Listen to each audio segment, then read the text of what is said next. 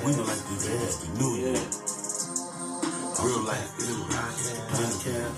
Some of the strongest women of lives. The story remain untold. Well until now. Come from the dirt, been through it all. Pray to God that he hear my call.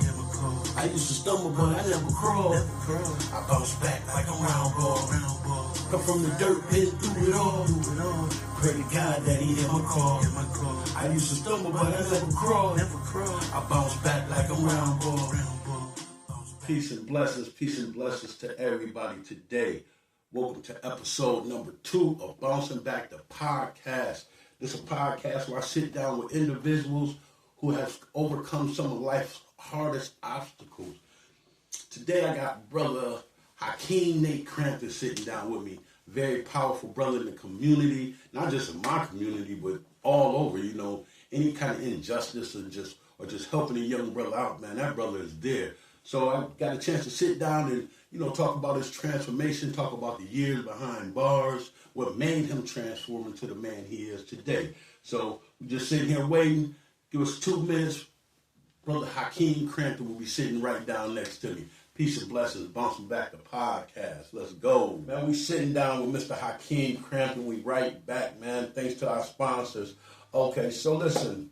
You had to do the 15 years up there in Wisconsin.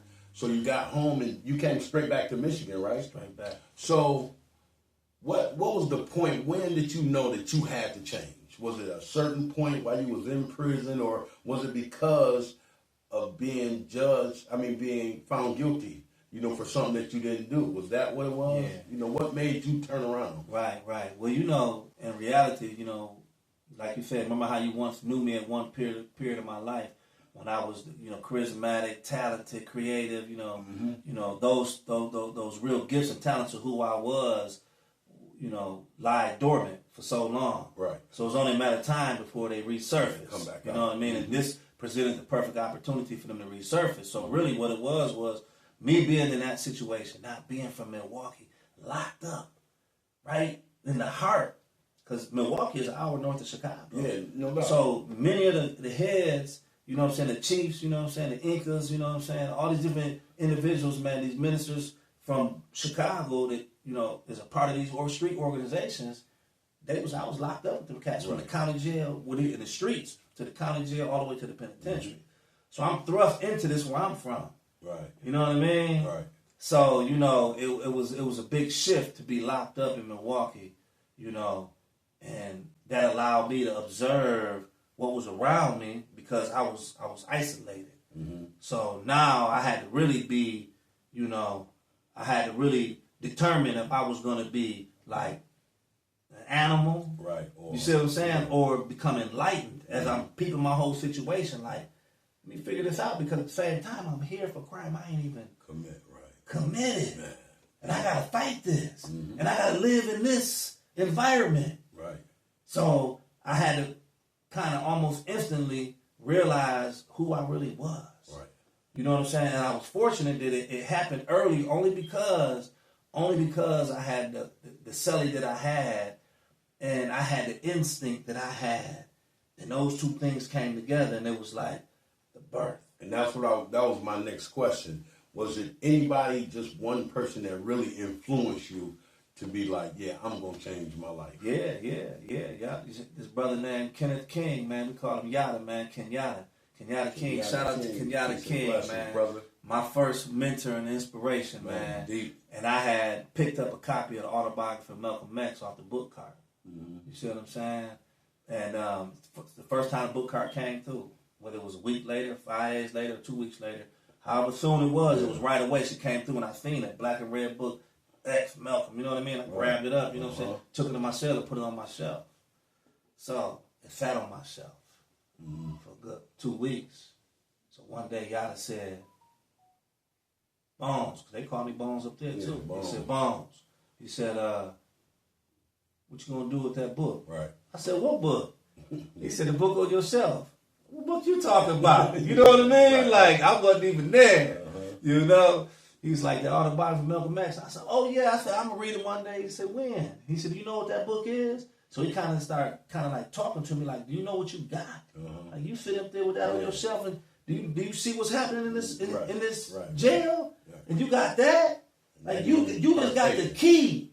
Yeah. You just got the key to unlock all your doors, man. That's how he was kind of like. Right. And listen, he started all of a sudden like preaching to me from the autobiography of Malcolm X on page 17. So like I don't even know it like that. I read it, but he mastered it. Right. He was quoting pages and chapters and sections. Malcolm said this and Malcolm said that on page. So I'm grabbing the book and trying to follow him like I'm following the preacher. Right. You feel me? And it just just like you seen me change in 1 year, individuals in the county jail seen me flip just like that. And how long had you been in there? Shit, about 3 weeks a month. Oh, so as soon as you got in there, that turnaround started. Yeah. So for 15 years, you was able to work on becoming a better you. Most of the people who knew me in the county jail, because I spent like 9 months down in Milwaukee County Jail, they knew me for being who I am now.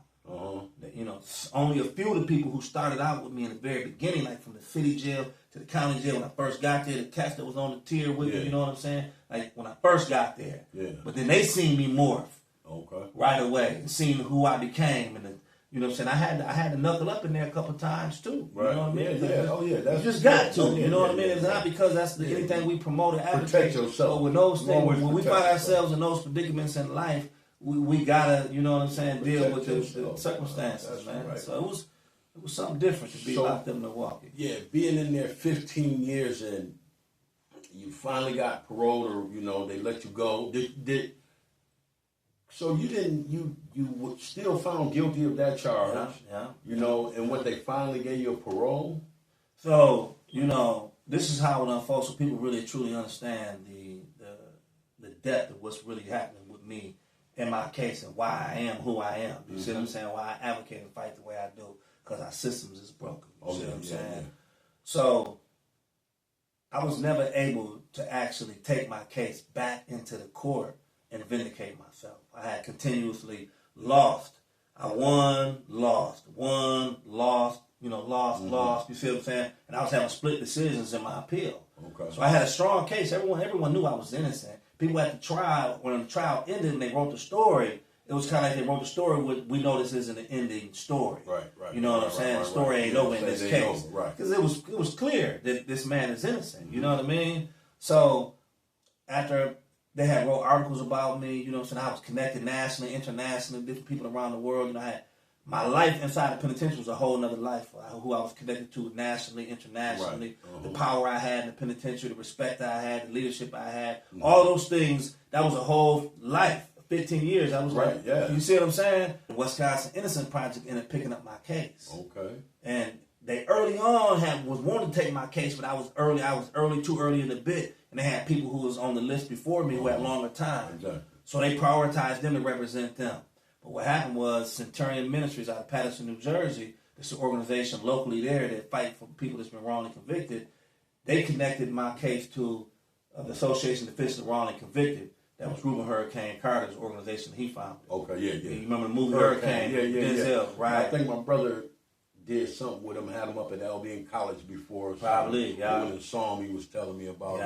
Yeah, exactly. So that brother right there, passed my case on to Wisconsin Innocence Project and told them to take the case. You need to look at this case. Right. And it was like, we had it in our file, so it's coming from y'all, and the timing is right, and I had been locked up 13, 14 years just about.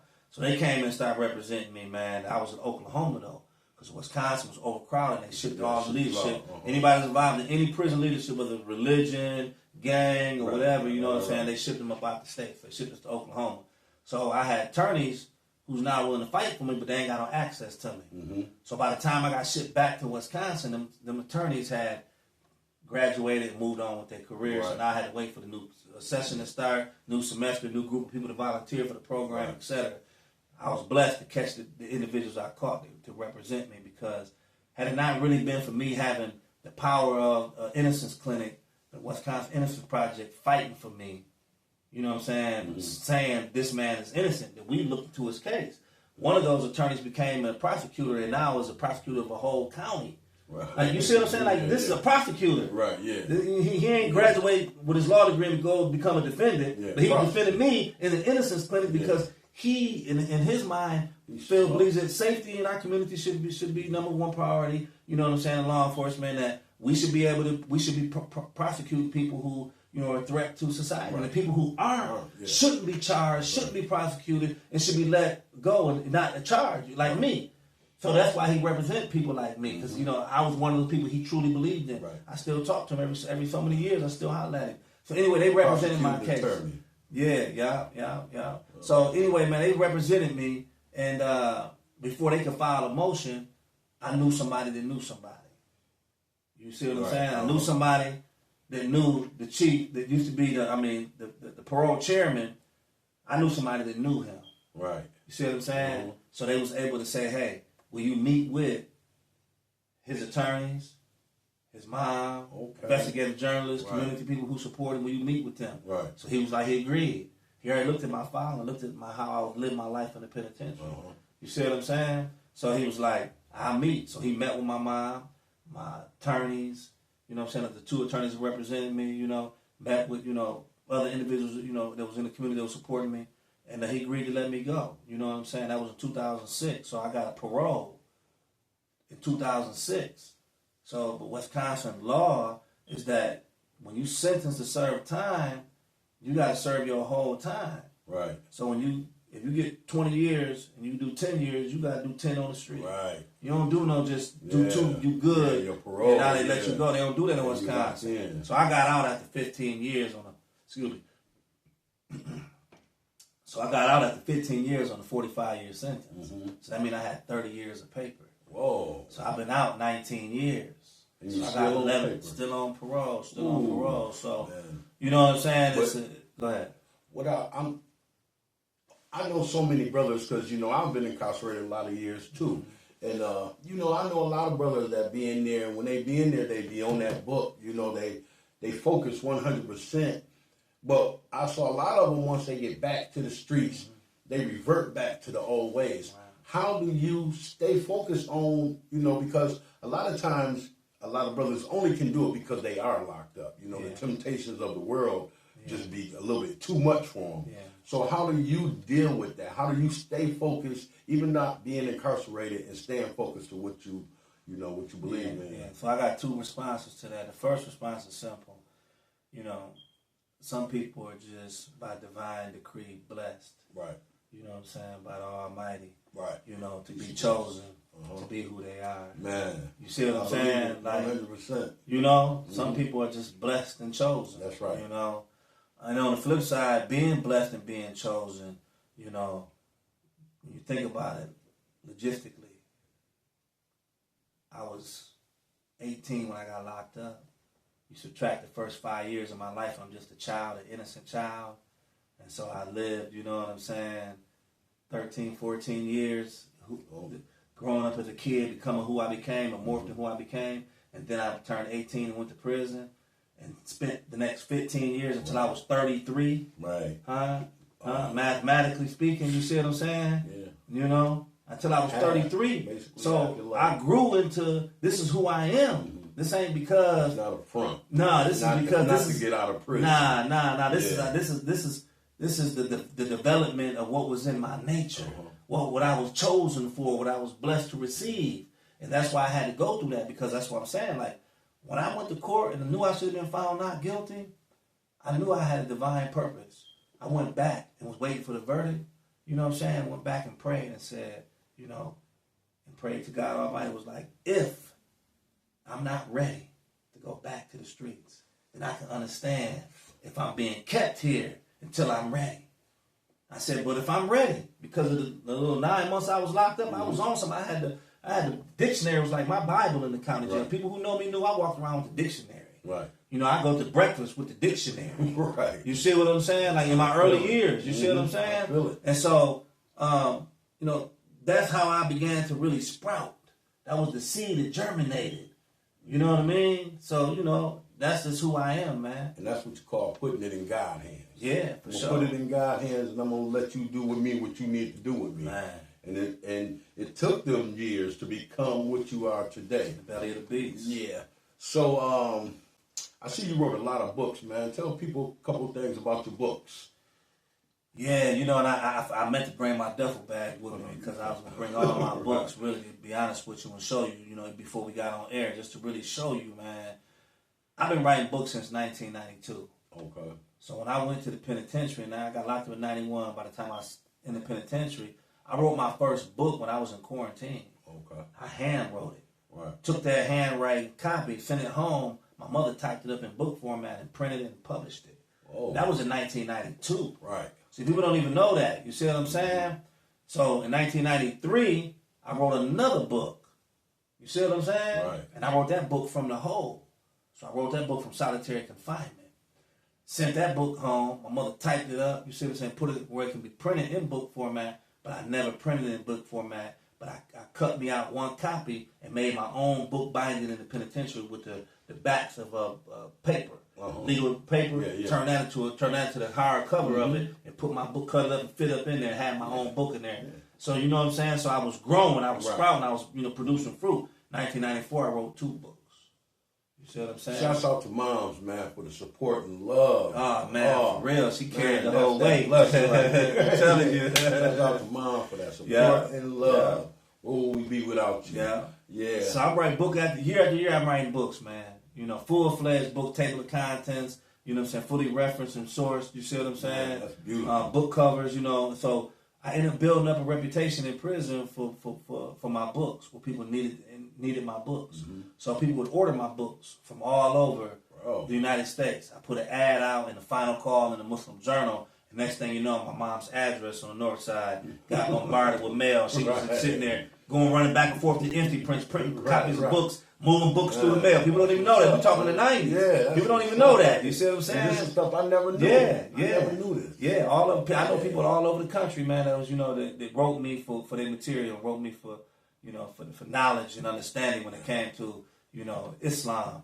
They really, I was blessed while I was locked up to make a connection to the connection. You know what I'm saying? When just like in anything, you see what I'm saying? I was blessed to connect with the real scholar of Islam named Sheikh Hakim Crampton, that was from America but went to the Middle East, studied, became an authorized scholar and Sheikh credentialed and certified. You know what I'm saying? Authorized to teach. You see what I'm saying? So I was the first person inside the prison system that was authorized by him to teach his ontology course. You see what I'm saying? On what's technically in Arabic called tasawwuf, which is Islamic spirituality. You see what I'm saying? So, and it's the novice's steps to self-discipline.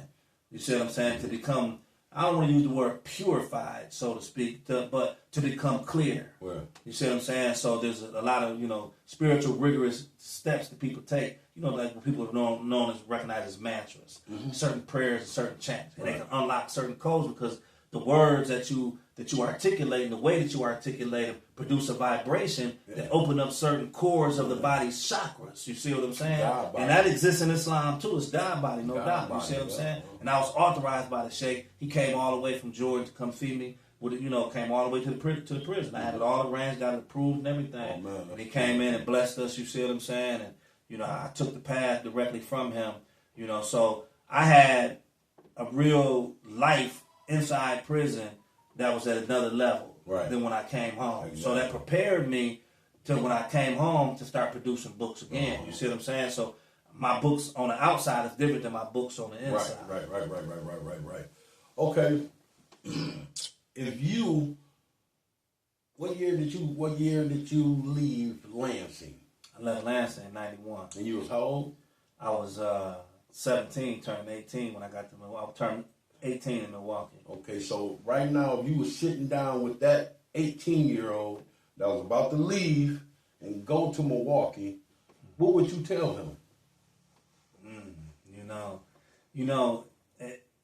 That's a profound way to look at it, and I think that we think that's the best way to look at it. And so to phrase that question is an ideal question that really phrased. But what I just really come to understand is that sometimes it don't matter what guidance somebody says to you, in the moment. It's really about the maturation of what they say later in life. You know what I'm saying? So I'm saying it to only say that what I would say to him wouldn't be something to say, stop doing it. Yeah, don't end up getting caught up on what you're about to get caught up in. Know, yeah. But it would have to be something that would be whenever in life you need it. You need these jewels. Right. Remember them and pull them That's out. right. You know what I'm saying? So basically, from that point of view, follow your journey. You're going to go on this journey. Yeah. Understand your journey. Yeah. It ain't, hey, brother, don't do this and don't do that. Yeah. You can't do that. Yeah. You know? And this is what I would say to him is that remember the words of your mother. They used to always tell you don't be no fool. That's right. You see what I'm saying? So that shouts out to mom. Yeah, that means really pay attention and don't be stupid. You know what I'm saying? Yeah. Be smart in the situation in the moment, you know. And I wasn't smart in the situation when I got in that fight that led me being arrested. Yeah. That wasn't. And then you know what it was? It was the alcohol. Yeah, the alcohol. Now that's why to this day, that was November 5th, 1991, I ain't had a drink since. Man. You see what I'm saying? And that's the reason I turned my back on Inspiration. it. Because you know, look what that's happened that to me. inspiration You know what that I mean? I need to hear. Like I tell everybody, man, I do this to, you know, enlighten other people, but at the same time, I need this for myself. You know, more than anything, you know what I'm saying? I need this for myself. I need to sit down and talk to positive people about their transition because that's where I'm trying to go. I'm trying to get there. Yeah. You know what I'm saying? So I appreciate that. What changes do you see needed in our community right now in Jackson, Michigan? And I know it might be a lot, you know. I know, but you know. You know, to be honest with you, you know, the thing is this, man. While I was locked up, I got a chance to be free from not knowing because I had a chance now to apply myself, to learn, to understand. So I learned, read the books, read the history, you know, ate from the hands of the revolutionaries from before us. You know, studied their books, and I got them on my shelf right now, and I lived them out. We just don't understand it because we come from a disempowered community. I'm saying that to say that we come from a community that has little knowledge and understanding of the strategies and tactics of politicians and money-quartered special interest groups that run, you know, communities, that run metropolitan areas that, you know, ultimately working their way up to the highest level, you know, of finances and politics and, you know, law, legislation, etc. We don't understand what's happening at that level. We don't know what's happening in our communities. And because we don't know who's the real leaders in the communities and who's not. Right. We're unable to really adequately evaluate. Right. We just don't have that. We don't have that perspective of knowledge and understanding to know what's what. And then we're not connected. Like when I came home from the penitentiary 19 years ago, I inserted myself at the front tables all the way up, political, all the way down to the community, the church, to school, everywhere. I was in every venue, and I know our community. So I had to take a step back from our community when it comes to being directly involved with a lot of the, you know, politics and you know, I had to take a step back because what's happening right now just ain't right. So saying that to say that what needs to be done is that our young generation need to continue blossoming from all them seeds I done been planting in these schools with these kids over all these years. We appreciate you. You see what I'm saying? We appreciate it. So these fruits need to blossom for this young generation to step up and become the voice of our community, because who's the current leadership and voice of our community is not really for our community because there's money quarters behind them that control them, man. Right. We don't understand that. It's all about this. We don't understand that. Instead of the love. You think they're going to let some black folks get in any particular position of power and allow them to set the agenda? Right. Because what happened to us in the 60s with the Belden Project here, when they took our community that we grew up, we were born in the 70s. So we don't even know what happened in the 60s. Right. There was a whole community in Jackson that no longer exists where the King Center is at, where Chalet Terrace is at, where all the factories on the other side of Cooper Street is at. What was the name of it? What? The Belden Project. The Belden Project. Yeah. I'm checking it out. I'm about to look into it when we get done. Oh yeah, no doubt. John Willis did a whole presentation on it. He broke it all down and showed everybody. Yeah. But it was the whole neighborhoods over there, all over there where the circles is at. There was whole community, there was whole streets that went through there. Right. Where the King Center is at, there was neighborhoods that went through there. On the other side of that, where the factories is at, on the other side of Cooper Street, Airline Drive, there was neighborhoods. As you drive up through there, you would see old driveways that used to exist, the houses that used to be our neighborhood. Then when in the 60s, all over America, they drove highways right through the black neighborhoods. Oh. Don't you know that we had a Black Wall Street? Yeah. They don't talk about our Black Wall Street in Jackson, Michigan. Right. We had one in the 40s and 50s and up to the 60s. We had the first black bank in the state of Michigan. Let me ask you something. How can anybody start a black bank without having a black economy? Right. How is it that you can sustain black lawyers, black doctor offices? You see what I'm saying? Transportation companies, taxi companies, bars, liquor licenses, if you ain't got a black economy. Mm-hmm. We had a bigger black population. That's why it used to be 50-something thousand people in Jackson. Yeah, it did. Shrunk down to the 30s. Why? Because our big population, we controlled the eastern side of downtown. Mm-hmm. Not controlled it, but we had a big stake in it. Right. We're behind the bus station, behind Wendy's. It was neighborhoods, black neighborhoods that no longer exist. The Franklin homes wasn't there. You see what I'm saying? They didn't exist. There was neighborhoods they took from us. My grandmother and them lived at Water Street. You know, that was back over in there. Water Street. Yeah. Whole neighborhoods over there. It was all black. So anyway, we've been disinvested, man. So, what needs to be done is that we don't need to take advantage of the current moment.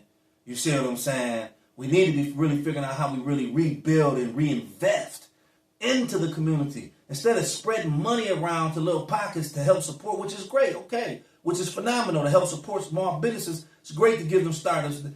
We need to make sure we have a fund, a foundation that consistently does that. But what we need to be doing with our money is pooling our resources to build the economy up, to build our development up, that we control and own and operate. Mm-hmm. So that in between, you know what I'm saying, all strips, all down Francis Street, or MLK, all throughout the South Side, we build and develop our own plazas where our own businesses can post up our own restaurants and stores. We have to do that investment, though. You see what I'm saying? And it starts with wherever there's allocated funds and money at, it needs to be allocated and funded to actually do that. Like build a grocery store or two. We don't need to just have one grocery store. Right. Because in communities, if we ain't got no transportation, not everybody's going to be able to walk to certain... You're not going to be able to walk, you understand, from by McDonald's on 4th Street, right, and Prospect, all the way down to the Franklin homes, to the grocery store. You're not going to be able to do it.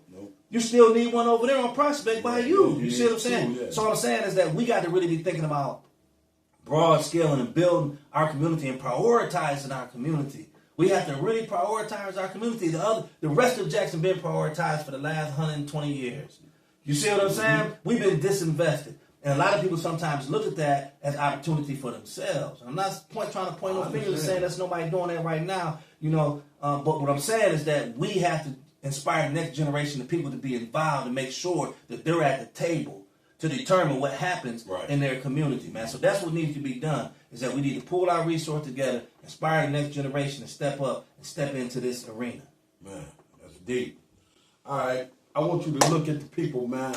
Introduce yourself, man. Tell me who you is now today, on this day right now, who you are as a black man. Yeah. So, I'm powerfully motivated and dreaming. All my life I never waited, I always been sleeping.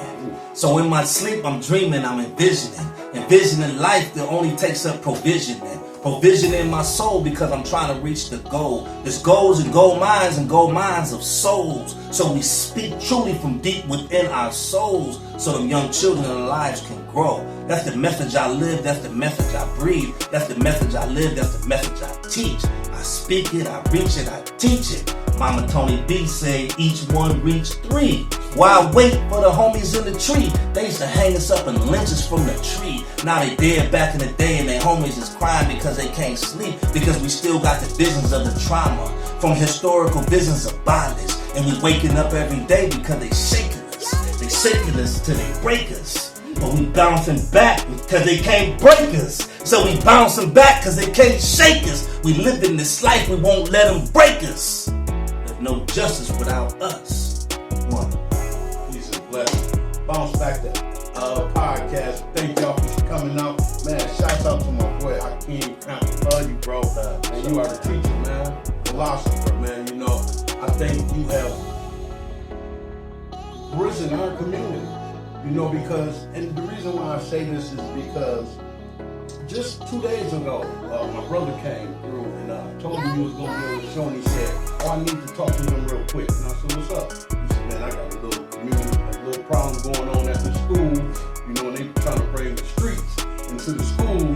And, you know, it's only one person that can, like, kind of intervene in that, you know. And he said, I need to talk to Brother Hakim. So, man, we thank you, man. I'm proud of you, man. Love you, brother, man. And God, body. Man, bouncing back to the podcast, episode number 2. Peace and blessings. We out. Salute to the podcast. Man, let's go.